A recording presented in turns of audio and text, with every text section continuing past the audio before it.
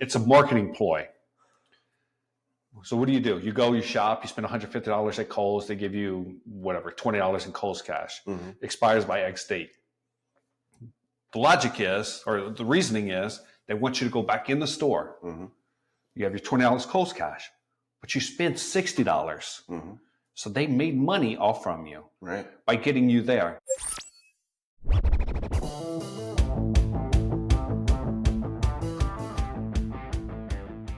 So we just had a new president inaugurated, I guess. So what's your perspective from a business America standpoint, freedom? Without, I don't know. I don't even care. They get controversial if you want. But, heard that. I got the green light. From a freedom standpoint, from a business standpoint, from a religious freedom, just what's your perspective on where the country's headed potentially? I mean, it's politics, so they all lie. If they're opening their mouth, they're lying. So, yeah, I mean, we've talked about this before, but I think regardless of what side of the aisle you fall on,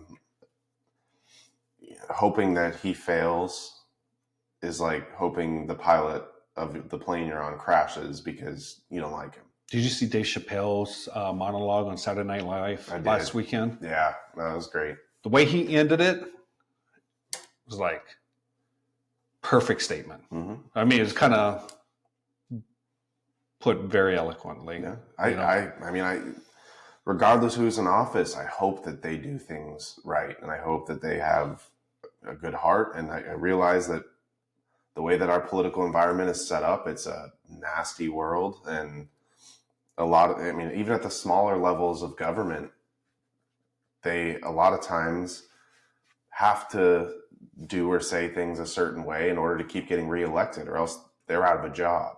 And so they have to learn to play the game. And, the benefit of Trump he really has nothing to lose. So I think we are going to see his true colors, and either he does. Is that good or bad though? We don't know yet. He does the things that he says he's going to do, or he doesn't. And, my hope for Trump lies in the fact that he has a huge ego. And I think his ego is what's going to propel America in the next 5, 10, 15 years. And what I mean by that, he wants to go down as the best president in modern times. Period, point blank. There's no denying that, in my opinion, at least. For him to do that, he has to help both sides of the aisle. He has to propel us forward. He has to get us financially better off than we are. He has to secure our border. He has to keep us out of these wars. He has to raise up the poor. I was watching something, and it was economics podcast or conversation or something. He said we're getting ready to go into a K-shaped economy in Trump's economy. We've already been in one under Biden's, but it's going to continue in Trump's.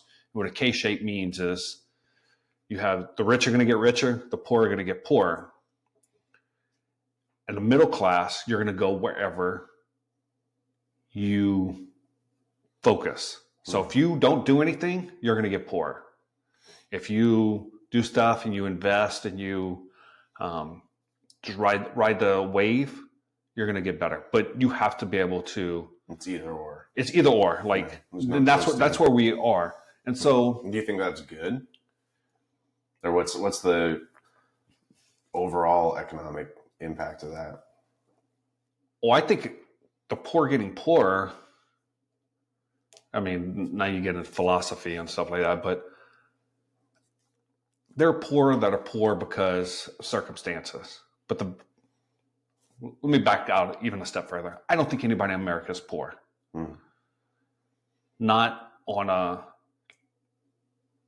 truly poor basis. We are financially disadvantaged compared to other Americans.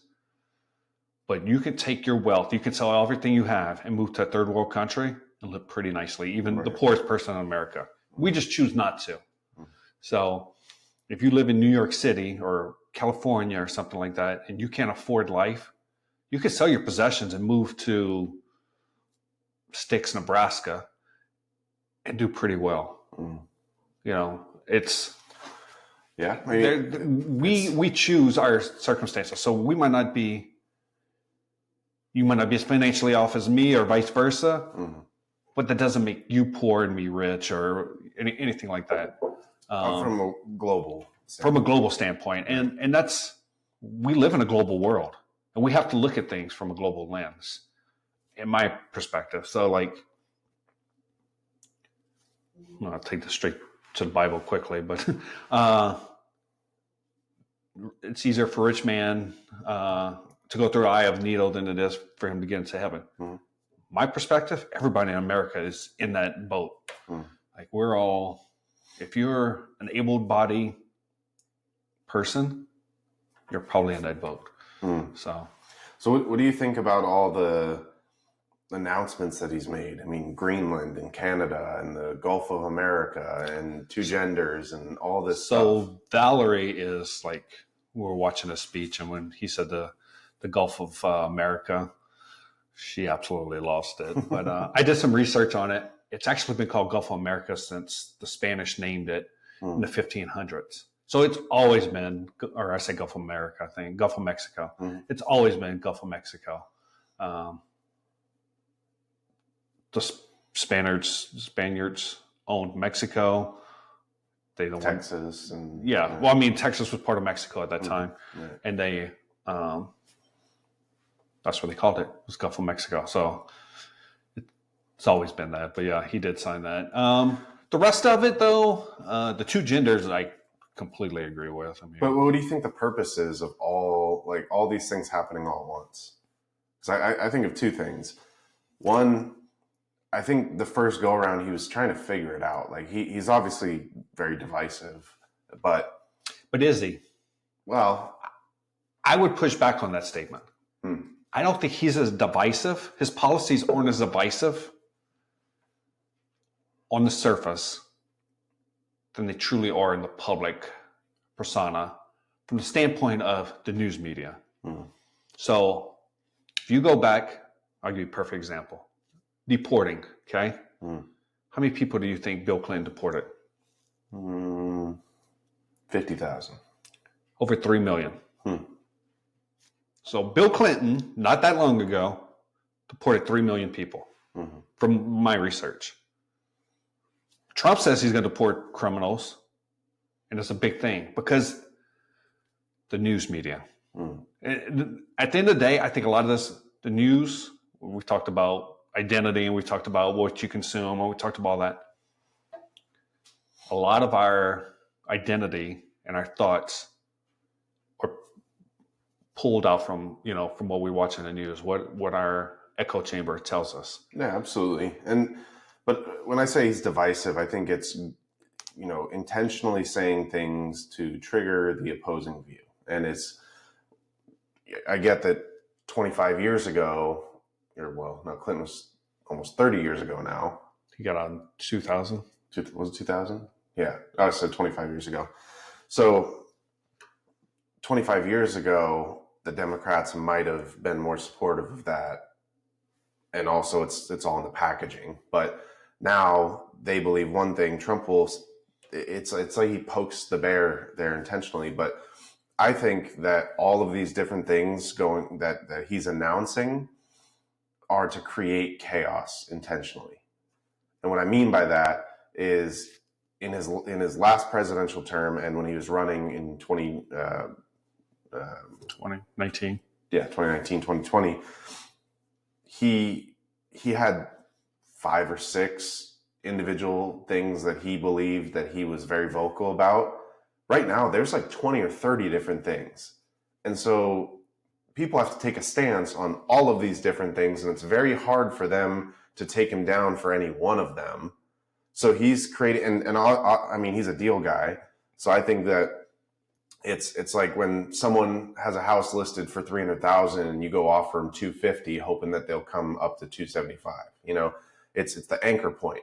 And so saying that he wants Canada to be the 51st state, I don't know that that'll actually happen. And buying Greenland, I don't know that that'll actually happen. I believe that there's an ulterior motive there that is here. And if he was to just go straight for that, then he'll wind up with half of what he wants. But by asking for this, there's a deal angle from it. I thought the same thing. The Gulf of Mexico, Gulf of America thing really threw me off on that. I think it's a distraction. I think it's focus on this over here, because what's the point? That's what I don't know. But he actually signed an executive order enacting it. He signed 70 executive orders. Well, exactly. So it wasn't like he just on the surface said, this is what I want to do, and then tried to, he went in day one and signed that.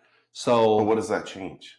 Well, I mean, from America's standpoint, I don't know, but I would think it has to change something, is my point. Do we start all the military maps, for example? No, they're all...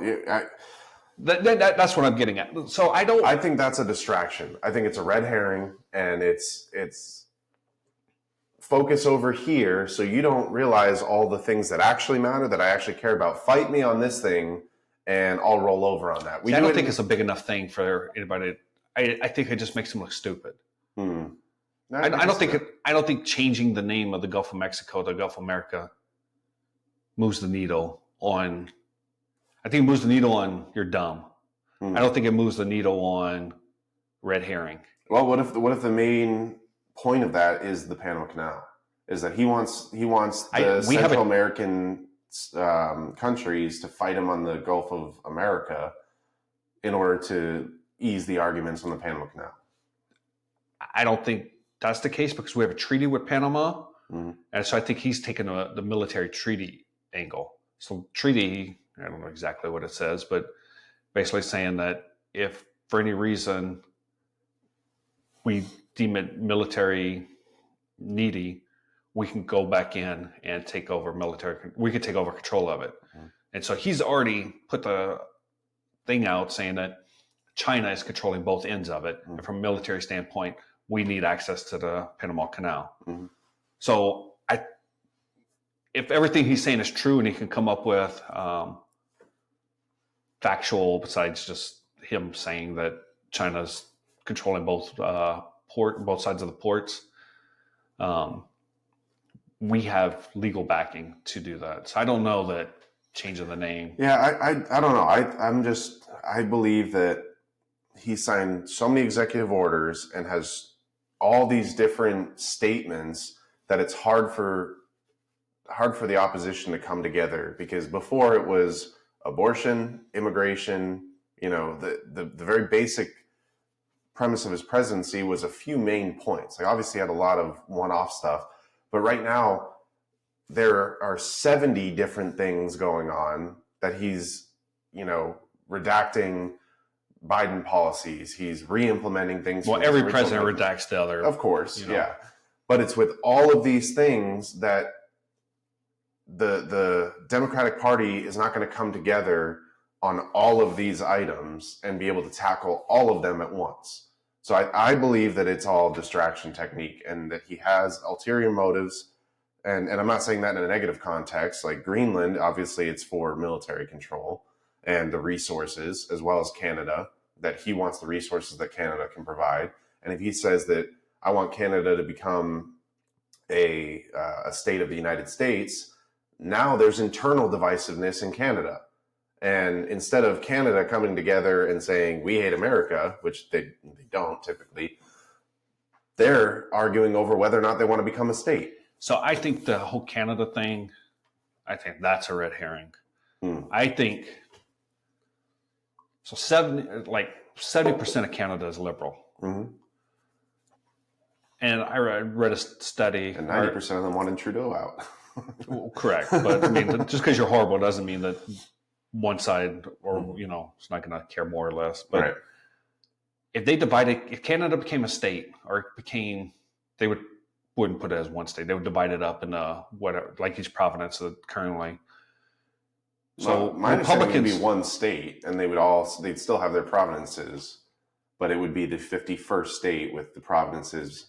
I just think it's too big, and I don't know. But the way I heard it divided was based on their provinces. Each one would become a state, and then as far as the Republicans would lose out on that. I've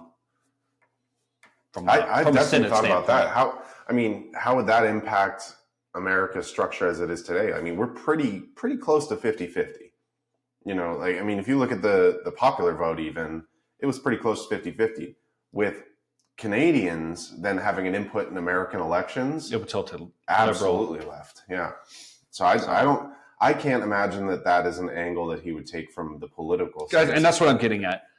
I think what it is, the same thing with Mexico, potentially, is kind of like the EU did and become an American, an AU, if you will, American Union, and get some kind of synergies with trade. That way, there's no tariffs. There's the 25% tariffs that he wants to, or he's saying that he's going to put in. I think that's kind of the terrorist, naming the drug cartels, terrorist organizations.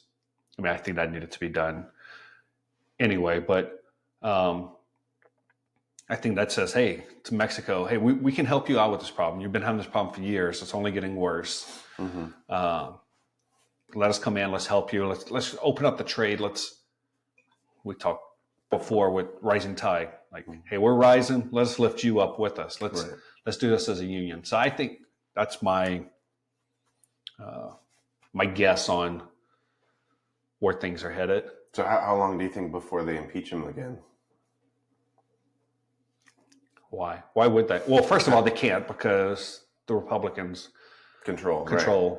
So I give it 60 days tops before they introduce, because they can introduce an impeachment inquiry anytime, and they did it 6 times in the last presidency, and I have no idea. 2 of them went through. I don't think any of them will go through, obviously, because unless he does something terribly wrong. But I give it 60 days before they introduce. I don't think it matters. It doesn't at all. Talk about red herrings. Exactly, absolutely. And ultimately, I think from the business perspective, we need to have faith that our commander-in-chief is going to turn things around. And in order for business to thrive, to cut back on inflation, to lower the cost of living, all these things, you have a vested interest in hoping that the president succeeds. And I truly hope he does. But ultimately, the most successful people that I talk to could not give 2 craps about who's in office. All it means is they change where they put their money. The tax law changes, the things change all the time. And especially the gray-haired guys that have been in business since, the 70s or 80s, hearing how they look at this, like another president, okay, so I just invest more in this and less in this. It really does not impact. Their life is not going to change overnight depending on who the president is. So to that point, I recently had a appraisal done on a building, and I got the appraisal back. So it's a professional organization, if you will, get this thing, and it was 125 pages. I haven't read it all yet, but reading through it, there was a section in there talking about the economy and economics and all that, and they talked about the presidential election. They said, I have a change of presidency. And they said, from an economic standpoint, the president controls little on the overall economy. Absolutely. Not only does the president control little, but it's actually a lagging indicator, meaning we won't see the effect for a year, 2 years, 5 years, depending on what the policy is. So, we'll use Biden during COVID. He let out the $1,500 or whatever it was per person under X amount of money. And then it took a year, 2 years for that to trickle through the economy. And inflation was set in. So, and then we started chasing our tails with inflation. But what does, it's more of a leading indicator. It's still a lagging, but is the amount of investment capital in the market. And when a president comes in that preaches on economic reform and lowering cost of living and all that stuff, how does that impact real estate values? How does it impact how you're taxed? And we still don't know what that tax code is going to look like. takes time to change those things. That can't just be a swipe of a pen. But by and increasing tariffs on exports, I mean, how do you measure the economic viability of a country? By their GDP. Exactly. And so gross domestic product is pretty much the same as a P&L, right? And if we are buying more stuff elsewhere than we are selling to them, then we have a negative GDP, right?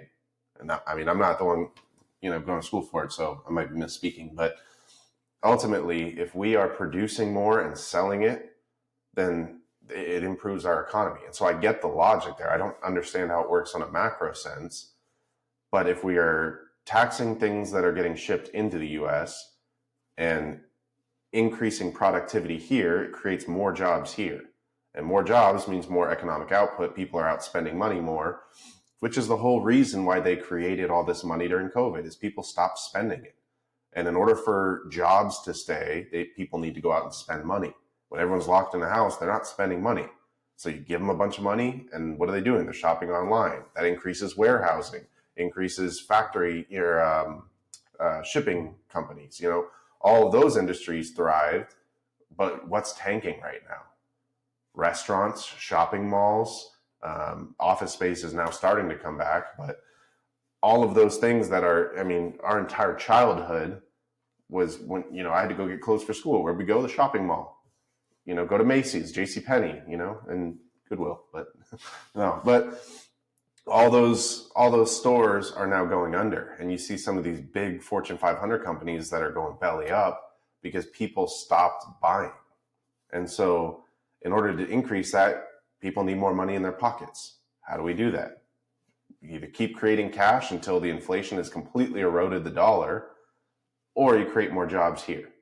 Well, I don't know if inflation can erode the dollar because we just print more, but that's what creates the inflation. If there's more dollars in circulation, then the dollar's going to be worth less and less. And what is it now? The dog chasing its tail, though. Isn't it the cost to produce a penny is now no longer worth a penny? It's more than. Oh, it's been that way. So in 2000, I don't know how long it's been this way, but when I lived in England in the early 2000s, we didn't have pennies there, like on base. The smallest thing was a nickel. And so if it was like, say you're getting gas, people would always cheat us. So like you go and, you try to stop at $20 worth of gas. You go to like $20.02. So you get a nickel back. Well, you don't have to pay the extra 2 cents. Oh, interesting. But if you are at $20.03, it rounds up. So you got to pay. And so you have to pay the extra nickel. Interesting. So you always go round down. Yeah, you always get that extra 1 or 2 cents. I didn't know that. Well, and so how do you, think about this on a 50-year scale. When that is happening here in America, and a $1 bill no longer means anything. Like there's no more $1 bills. Everything's in 5s and 10s. But it doesn't matter. It's all relative. It is relative. I get that, but ultimately, it's great for real estate. Inflation makes our values go up, but when a gallon of milk costs $6, like what? So I heard the statistic recently, and I looked into it on the surface level. Well, for every dollar the government generates and gives to somebody, so we'll use the COVID money as an example. So they shipped out, I think it was $1,500. They expect, so studies have shown that for every dollar they ship out, they get $1.73 back. So people, I'll equate it to Kohl's. So my wife loves Kohl's, and we used to argue about Kohl's all the time.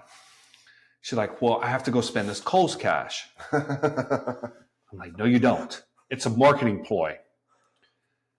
So what do? You go, you shop, you spend $150 at Kohl's. They give you whatever, $20 in Kohl's cash. Expires by X date. The logic is, or the reasoning is, they want you to go back in the store. You have your $20 Kohl's cash, but you spent $60. So they made money off from you, right, by getting you there. And she thinks it's free money, but really she's paid for it. Kohl's isn't losing money. Like they expect you to go back in and do this. I remember,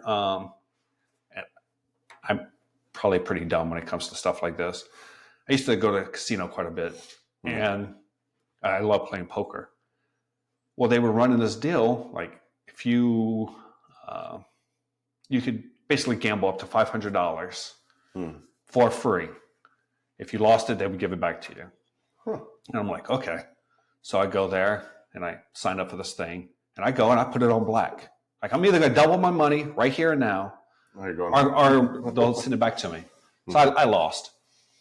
So what they do is they send you 2 checks for $250. One's good from X date to Y date. The other one's good from Y to Z. Back at the casino. So it's a voucher that they give you money back. You have to go to the cage. You have to get the money, all that. So me, being me, I just went and got the money and walked out the casino. But what the premise of it is yes, you go lose that money, but we're going to get you back. So they're guaranteed, if you want your money back, to get you back 2 more times. Yeah. And they know if the more times they can get you in there, the more money you're going to lose eventually. So it's a marketing ploy. Same thing as coal, same thing as that. Yeah. And so that's what the government's doing. It's a long story to say that's what the government's doing. They're giving you this money. For every dollar they give you, you're going to recycle $1.73 back into the economy.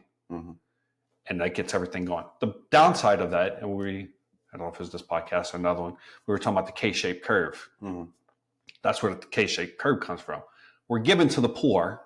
So we give the poor $1,500 because what the government did was, if you make under X amount, whatever that is, I don't say poor, it could be lower middle class. So, I got that check for $1,500, and we go out and we spend it. So instead of spending $1,500, we spend $2,500, whatever math comes out to.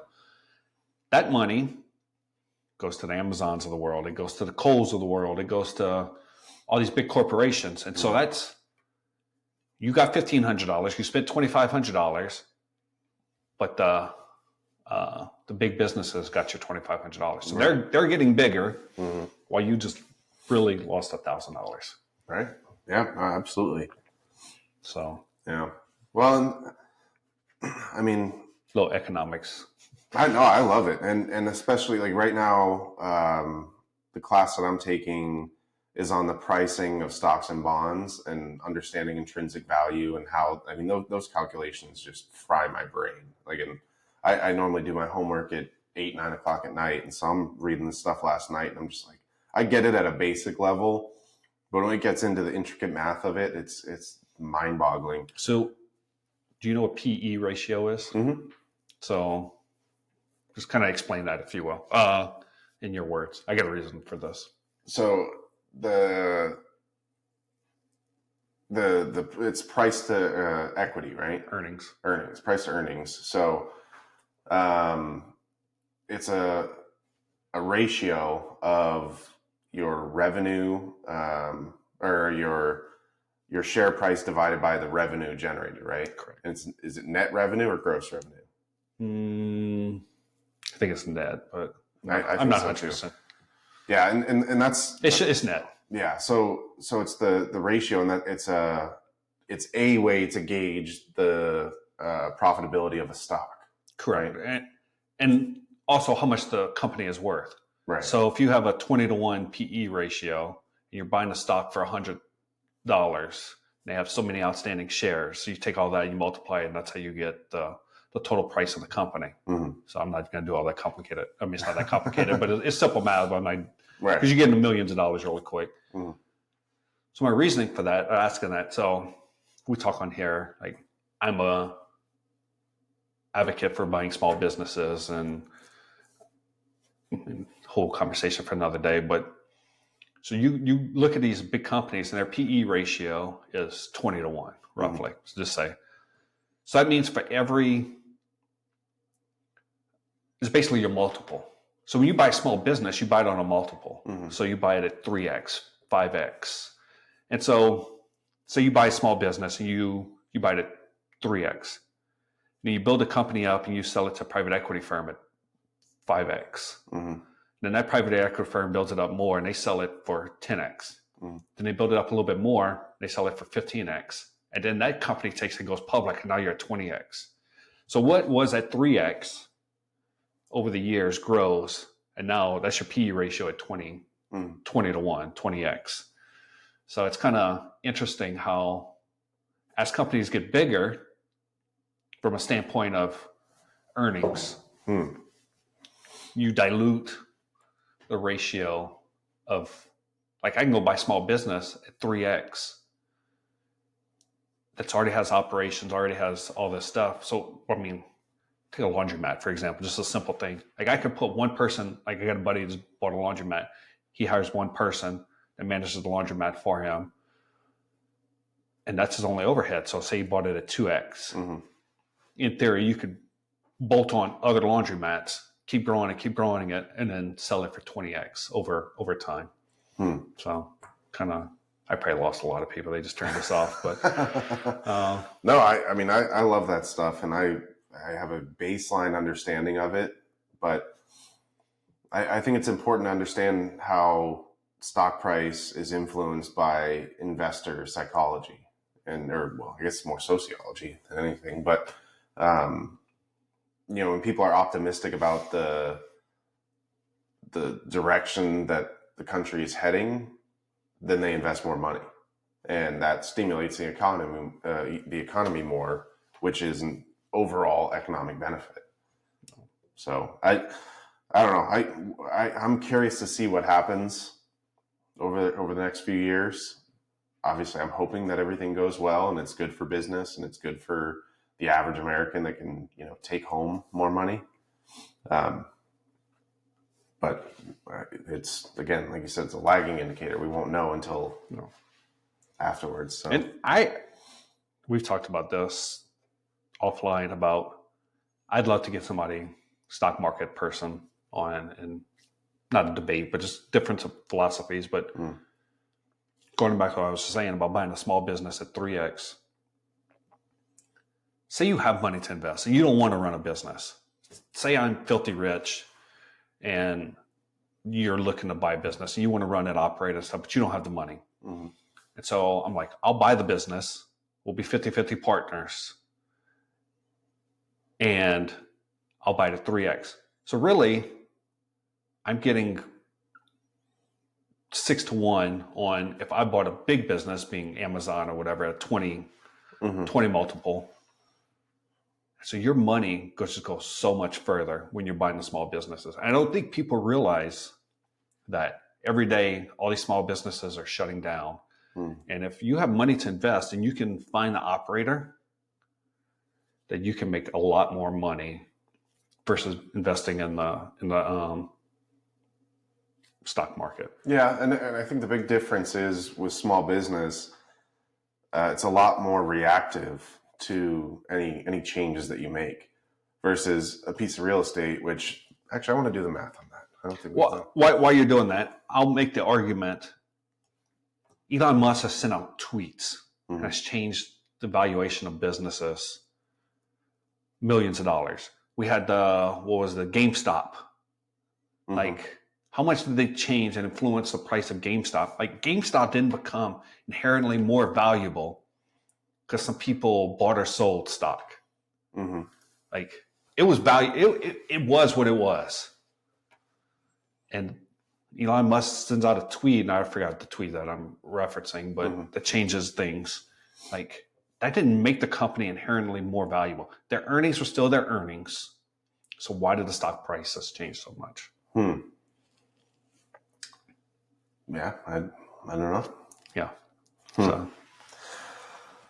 So I guess to wrap up this conversation, what are you looking for in the next 6-12 months, business-wise? From the president, or as a reflection on the quality or the type of output that we're getting.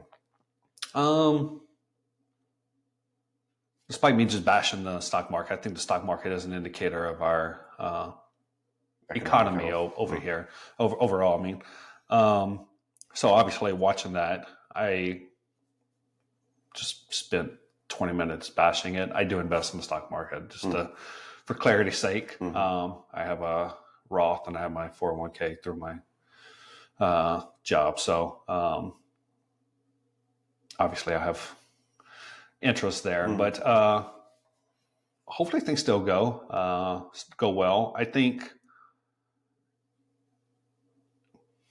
I really care less a lot about the economy of the world. Like you said, I think I've learned enough over the last few years that while I do have some gray, especially in my beard, but I'm not that old gray-haired person. But I think I've learned enough that I can move around pieces. Like I'm not a one-trick pony, if you will, which I would say when I started 3 years ago, I was less than a one-trick pony. But I care more about the safety and security of America than I do. Like you can be dead broke, like from a personal standpoint, you can be dead broke. As long as your family's safe and secure, you're going to be happy or, more happy than. So I look at it more from that standpoint. So does it affect how I do things? Yes. But I'm more, what's his name? Kash Patel for the FBI. What's his name?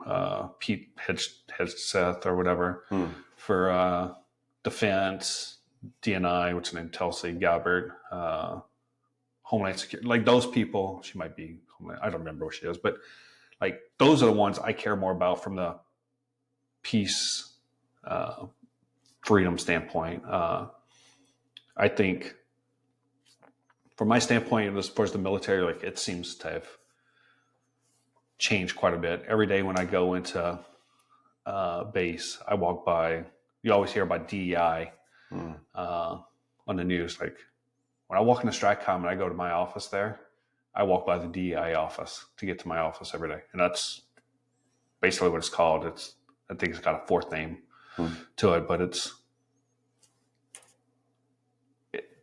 has infiltrated the building.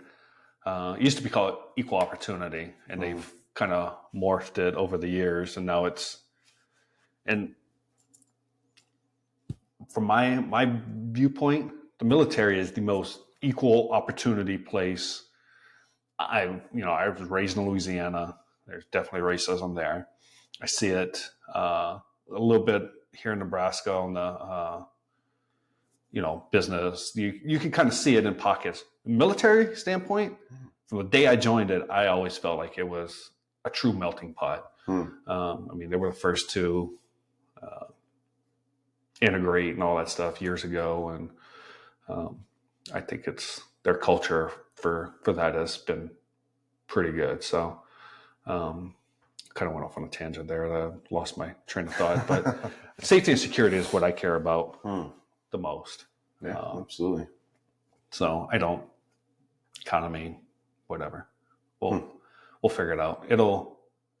There's enough smart people with the economy. The rich people are going to be safe. They're going to hire their private security people. They're going to, have extra people around them. They want to make more money. So they're always going to be working to make more money. They're not worried about your security. If they're making money, you're going to make money by, second, third, fourth, order effects. But they're not going to provide you security. So I think that comes from the government. No. So. Well, I'm definitely curious to watch this in a year and see how things change. Yeah. What do you think? I think debt management has been the focus of the last couple of years for large business, small business, individuals. It's having more cash on hand. I'm hoping that we see an economy where people are out investing again and they're spending more money. I really hope that local governments can put things into place that make it more viable to develop and create more, because that ultimately if you look at the housing crisis, what's going on in California right now is, everything's on fire, burnt down. I don't think they even have a count yet of how many homes were lost in the fire, but all those people. I'm gonna bring Dave Chappelle back into this. All those people are staying in hotels now. The price of hotels are going to skyrocket, and then where are those people going to live? Like, we don't have enough houses for the people that live here currently. And so unless they make it extremely beneficial to developers to go and build a bunch of houses, then we don't have enough space for people to live. And all that's going to do is skyrocket prices. You want the price of houses to go down? It all trickles down from the cost of materials, the cost of, to employ people, and, so on. Did you see what Dave Chappelle said about all the I don't think stuff so. burning down? Anyhow, he made a joke about comparing the land prices of, I don't remember how many acres had burned down, but he's like, X amount of acres worth X amount of money. He's like, hell, Mississippi, 234 million acres or whatever, burned down. That'd be worth like $1.25. It's not exactly what his joke was, but it's based, I don't remember. It was pretty good. I think it was Dave Chappelle. So that's funny. Yeah, but I mean, ultimately, something's got to change. I mean, or else housing prices are going to continue to skyrocket. Like, it's not getting any cheaper to live, and even in our market, like, we're seeing rents go up, housing prices go up. I mean, everything is going crazy, and it's not cheap enough to build at scale, or they build apartment buildings in places where you could put single family homes. And one thing that's become very popular since COVID is there's a term for it. I can't remember what it's called, but they're more rural type feel houses in mass developments, where they're commuting distance to cities. So for us, it'd be, the surrounding counties outside of Douglas and Sarpy, where you can have 3 to 5 acres and a 2,000 square foot house for 300, 400,000, versus living in the suburbs where you have a 1/4 acre house with 2,000 square feet and it's 600,000. People are choosing to commute more than they were before, and now that's starting to get more expensive. So, have you ever read the book Comfort Crisis? I have, yeah. It's been a while. In there, they talk about happiness. And they did a study, basically, people that lived in the city, people that lived on the outskirts, like you said, just slightly far out, that commuted, but they had more rural. And then people that lived even further out in smaller communities, like 150 people.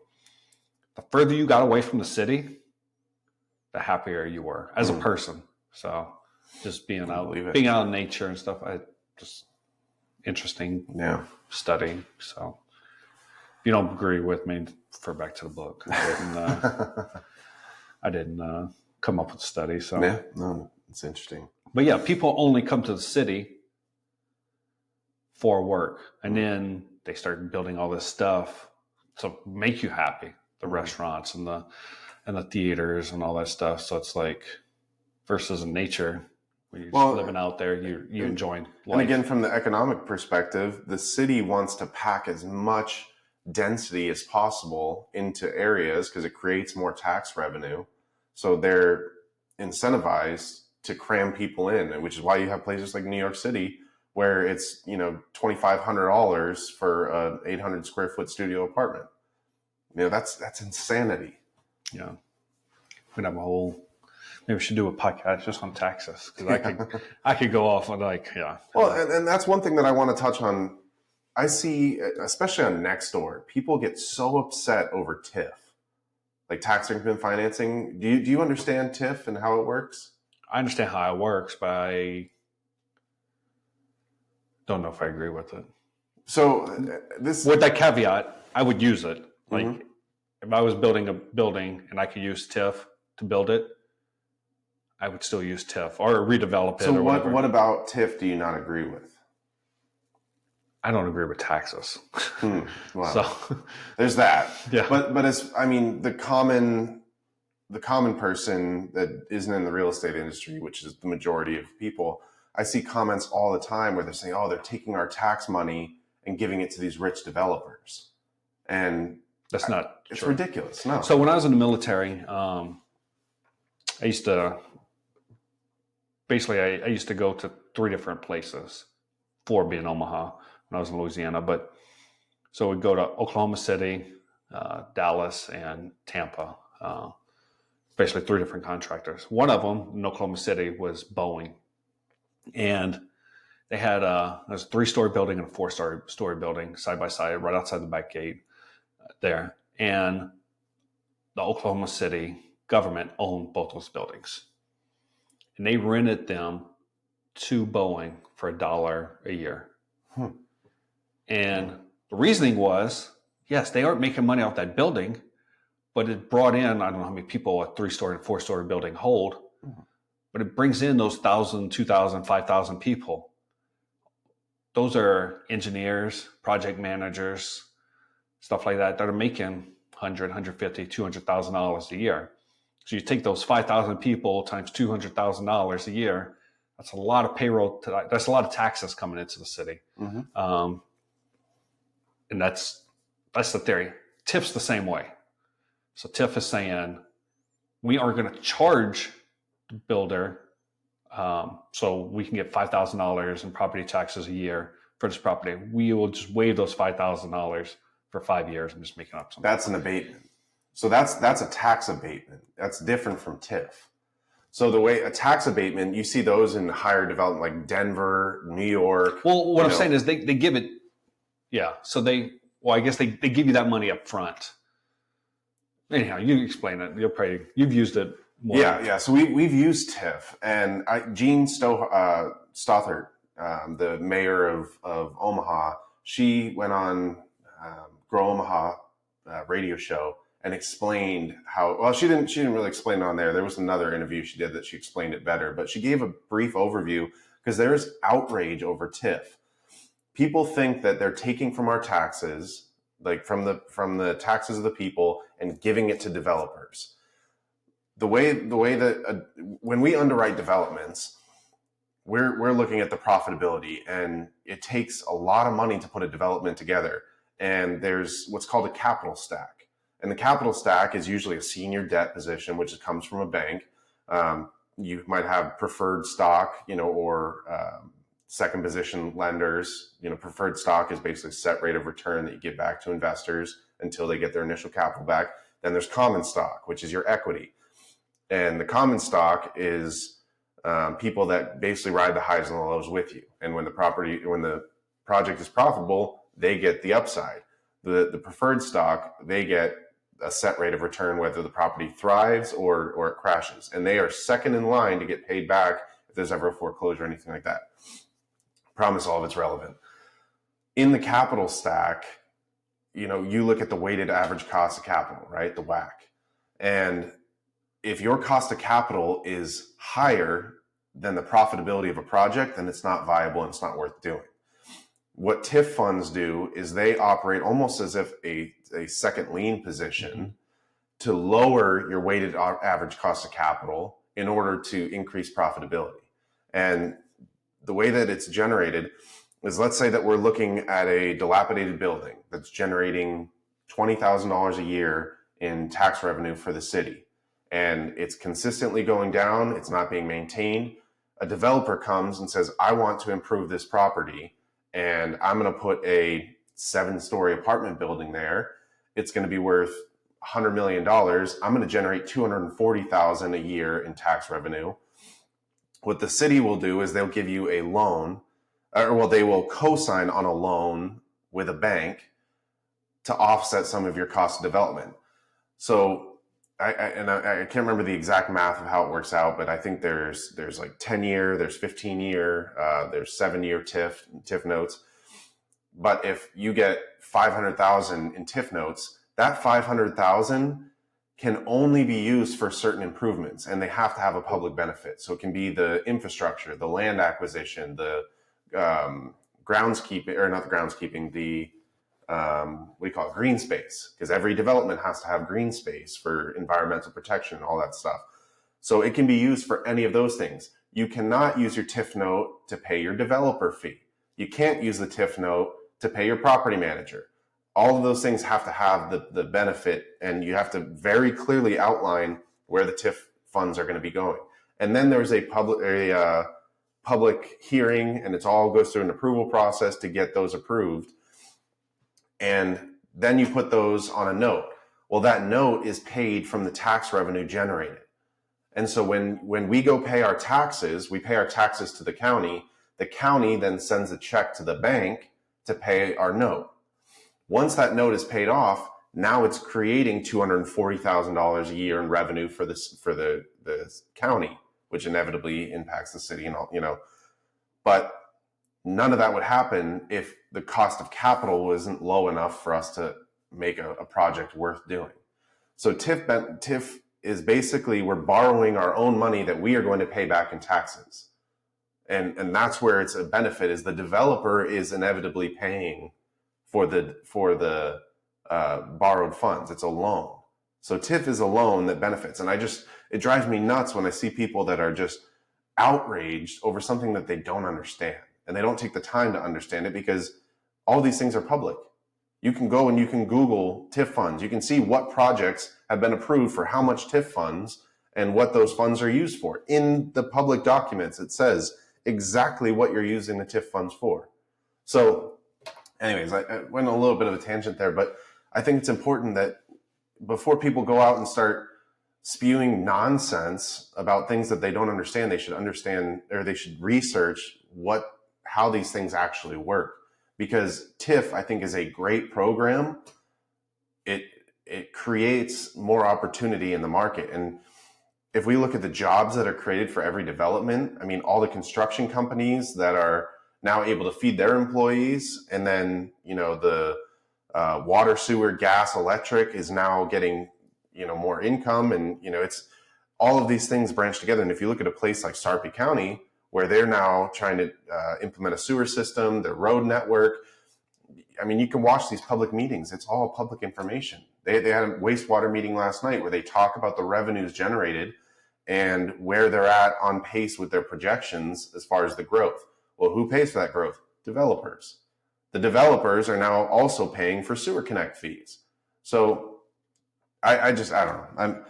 I'm going down a rabbit hole, but it's something that I probably spoke ignorantly about before, before I understood it. Now that I understand it, I see how much of an impact it has on society. And we need to get more people on board with building and creating. Maybe I'm on the ignorant ones because I disagree with it. Just disagree with developers? No, not with developers, with tax money being used. I just disagree with taxes in general, so. Well, I mean, that's we can go dump tea in the harbor, but I don't know if it's going to have much of an impact now. Well, it's funny. We'll get back to we went all the way down to the county level, but go back to the macro level of the United States. If I'm not mistaken, I could be wrong, that was a 3% tax on tea that started a war. Like, they were outraged at a 3% tax, and now we're like, taxed at 50%. Right. But it wasn't the tax that was the problem. It wasn't the amount of tax. Oh, I think it was both. I mean, the major issue... Taxation without representation. Exactly, is that they didn't have a say in it. So... Which... Do you have a say now? Do I have say in TIF? You don't. You might have a courtesy level say, but you don't have a say. The common person, like, it would take a Boston Tea Party to get your say said. That's my problem. I think people have more say than they realize. And if you watch some of these local, the planning board meetings, the city council meetings, all that stuff, there is, after every single agenda item, there's an opportunity for the community to come speak on it. Correct. And when the average person is working and can't make it to these meetings. At 7:00 at night? Maybe. Well, they have multiple meetings, and you can write letters to your city councilman. That's what I'm saying. Maybe a letter. Yeah. But people don't do that. Well, people, I don't think, understand either. Like, I can't tell you how many letters I've gotten from Omaha about X, Y, and Z that explains nothing. Like, I just don't. I think if you're going to be in the business of that, you should be doing a better job educating the public on what you're asking them to go to this meeting.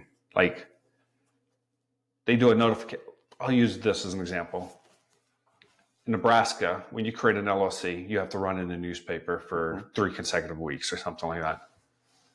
It's a newspaper that no one reads in a section no one's ever opened, but yet it's some legal bullcrap that has nothing to do other than the fact that I have to pay $50 to this newspaper to run it for 3 weeks. Like, it is completely irrelevant. And the same thing with those letters that the city sends out. Hey, I got one not too long ago. I have a place. There was an empty lot. I'm on the north corner, and on the south corner they're building a building development. Like, hey, we're having a hearing on this to zone it from X to Y. No one knows what that means. Like, the average person doesn't know what that means because they don't try. But should they be trying? Should they say, hey, we're trying to change it from this to that? Like, I think the government, if you're trying to change something, you have an inherent right or inherent responsibility to at least get a surface level understanding of that person. So why do they care? So every time that a development happens, you'll see the bandit signs in the land for the development saying public hearing, this date, whatever. Most people won't even look at that. They'll drive by it, not think twice about it. You can absolutely email, you can send letters to the local representative. And the question that I would ask is, if you see a development going on right around the corner from your house, are you reaching out to the local representative and asking them the impact that that's going to have on you? Or are you complaining about it after the fact? I think most of the time people are complaining after the fact because they have no idea. Right.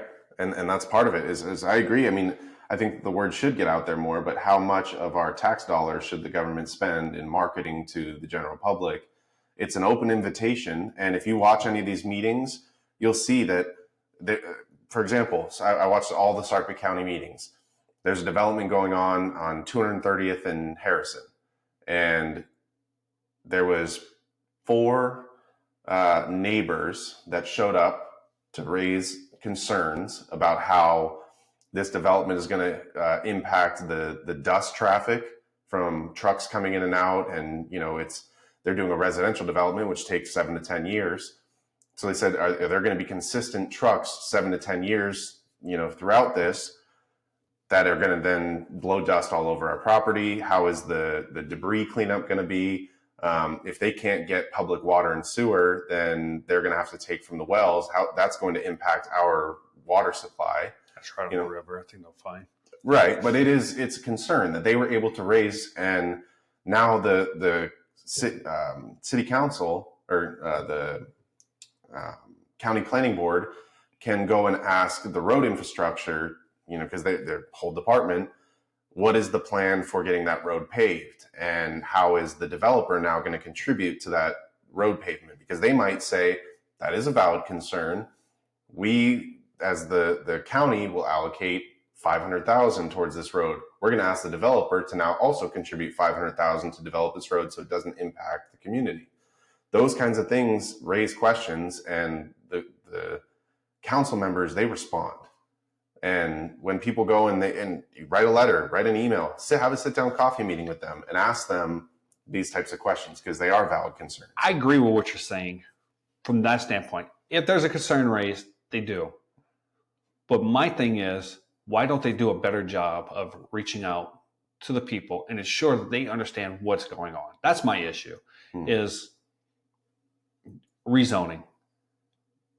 It doesn't take much for them to send a certified letter saying, hey, and with a detailed certified letter. Like, they'll send me a certified letter whenever I have a screen door with a broken knob at my property and they need that to be fixed. Like, they'll send me a certified letter for that. But when you're the same property, when they're putting a building thing next to it, all I get is, hey, we're rezoning this from X to Y. Like, why? I mean, it's a valid question. Like, they don't care. They don't want to take the time. If no one showed up to those meetings, they'd be perfectly happy. I mean, their life would be easier, but that's not the way that our government's set up. No, but my point is they're doing the bare minimum that they have to do, and I think it should be more. I think if you're but to send a certified letter to every neighboring property, and it's only within like 200 yards or something like that. That, like, it's not a very My point is they don't send it out very far. So you would be happy if they sent out quarter-mile radius from a development, a certified letter to every single one of those houses telling them what's going on?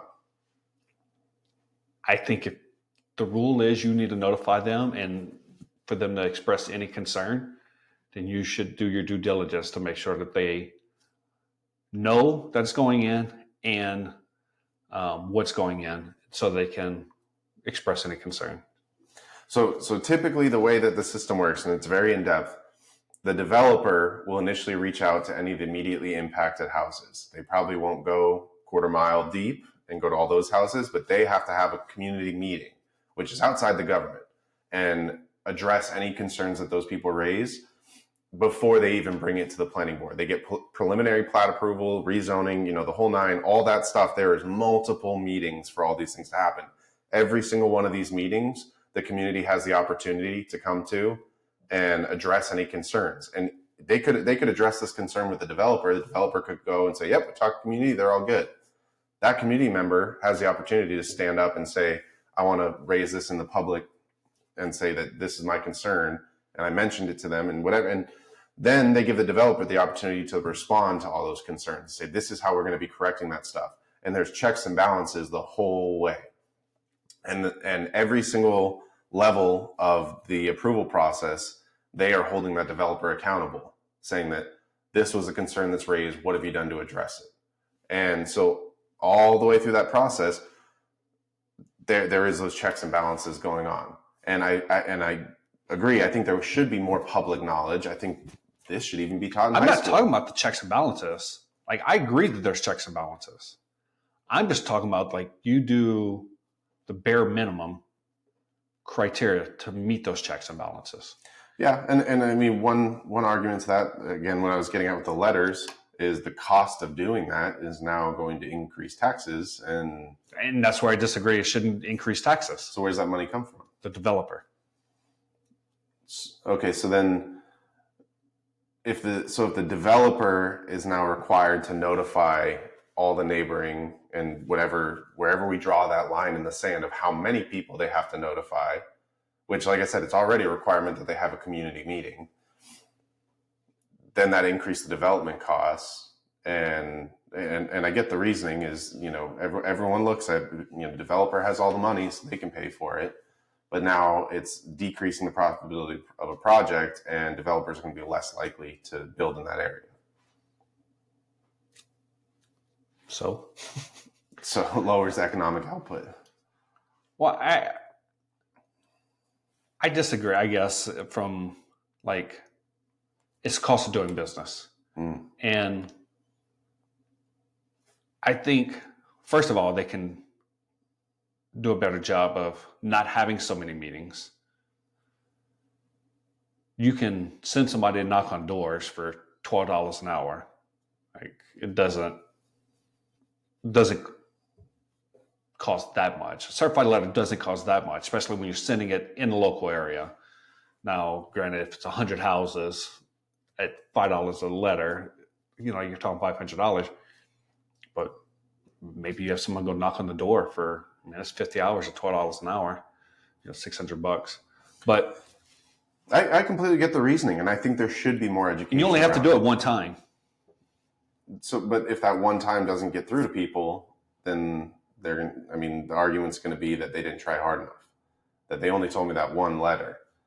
So I completely understand the reasoning. 50 hours too, I said it wrong, but anyhow. I completely understand your reasoning, and I think that more people should be knowledgeable about what's going on and how the process works and stuff. The reality is most people are not. And I implore you to reach out to your local government official, your state senator, congressman at the higher level, and recommend this type of solution, and encourage them, get a petition together and get people that say that we want to be notified and we want a better informed public of these types of developments. But the reality I will argue against that, because those people are supposed to be representative of other people. Mm-hmm. And that's my biggest problem with government. They should be representing, they should know, they should be coming to us. They should be having, as a representative, representing you, they should be doing their job. I shouldn't have to write a letter. I shouldn't have to get a petition. I shouldn't have to be reaching out to all these people that are representing me. When it comes to getting my vote, they'll show up at my door and knock on my door and say, hey, I'm person blah, blah, blah, looking to represent you. Well, you should probably, ask questions then. So it just, once again, I think we take the easy way out and we don't hold the political people accountable for their actions, for their job, and make them do, like House of Representatives. So Nebraska, we have 3. Do they really represent you? I don't care what side of the aisle you're on. Do they really represent you? No, they represent how to stay in office. Same thing, trickle on down all the way to like in Nebraska, I swear every person's a elected official, it seems like. There's so many of them. But I just don't think they represent a paycheck. I don't think they represent the person, the job. Interesting. So then what do you see as a solution to that? Hire people, elect people that do the job. And how do you get new people elected? Well, I think that's where the real issue is how do you get quality people elected? Yeah, absolutely.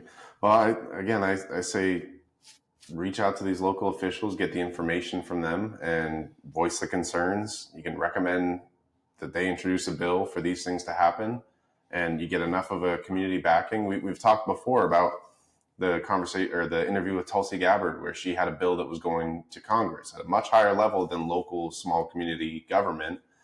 And someone went in and did a Twitter post about how opposed they were to this, and influencers got together. Millions of people went and opposed their local governments and said that if you vote for this bill, then we are not reelecting you. And they shot this bill down. People don't realize how much of an influence their voice has. I mean, that's the whole thing with Doge, like however you say it, the Department of Government Efficiencies. Mm-hmm. Like Elon Musk has no power. Mm-hmm. His power is in the fact that he owns Twitter, X. So he goes and he's like, this government entities overspending in this regard. He can't do anything about it. Trump probably can't do anything about it. But what they can do is put it on Twitter, X, and now they bully pulpit everybody. Well, I get it. And I think on the local level, I would say the first recommended solution to that is reaching out to these local offices and seeing if they'll give you the time of day. And then raise those concerns, see what solutions they have. Maybe there's a way to have these community meetings in a way that's more welcoming to the general public, where they can start attending them. Or maybe there's a way to televise them with a private-public partnership that they get in front of more people. They are boring meetings. I am normally one of 2 people that are watching it. You can see on YouTube Live how many people are watching it. There might be 15 people in the room and 2 watching on YouTube. Why? There's over 1 million people that live in this area, and 2 people are watching it. It doesn't get any easier than just turning it on YouTube. You're making my argument for me. But it doesn't get any easier than just turning it on. No one knows. Right. No one knows that it's important. No one knows that it's happening. No one, granted, ignorance is bliss. I get that. But I feel like I didn't live in the 1850s, but they were more, it comes back to this. I'll take it even bigger. We don't have community anymore. We have individuals worried about individuals. Mm-hmm. If we were community focused as a society, a lot of this would take care of itself. I guess I'll leave it there. Well, we got way off the subject. I think my closing statement is ask not what your country can do for you, ask what you can do for your country. And too many people believe that the government needs to come and provide more resources to them instead of getting involved with the local government and being the change that they want to see. I guess I get what you're saying, but by being civic minded and voting in these elections, you are doing for the government. If I own a company and I hire somebody to do a job, you expect that they do the job. And if they don't, then they get fired. You have a lot more control in owning a business and firing somebody than you do in politics and getting a politician fired. And I think that's the... Well, so I'll challenge one thought. Do you know who your district rep is for this area that you live in? From the state? No, on the county and the city level. Some name that I have no clue of who it is. Guarantee that if you ask 99% of your neighbors, of anyone in the community, they have no idea. They check a box, they vote on it. I skip it. Right. Most people have absolutely no idea. I think it's our job to be more involved with it, because in order to have a gripe, we need to know who we have a gripe with. And most people don't even know who their local elected official, the person who, they're not a governor who is representative of 2 million people in the state of Nebraska. They're not a senator who's maybe a representative of 1 million here, 1 million there, or even a mayor who's representative of a smaller subset. Your district might consist of 5,000 people. They probably don't receive letters very often. They probably don't receive emails or coffee meetings very often. But I mean, how can you want change without reaching out to them and expressing that change? So I next conversation that we have, I'm going to follow up on how your conversation with your local government official was. Oh, it's not going to happen. That's my point. So I don't think they have enough power. So, well, interesting. Well, I definitely want to dive 3 hours into this topic. So for next time.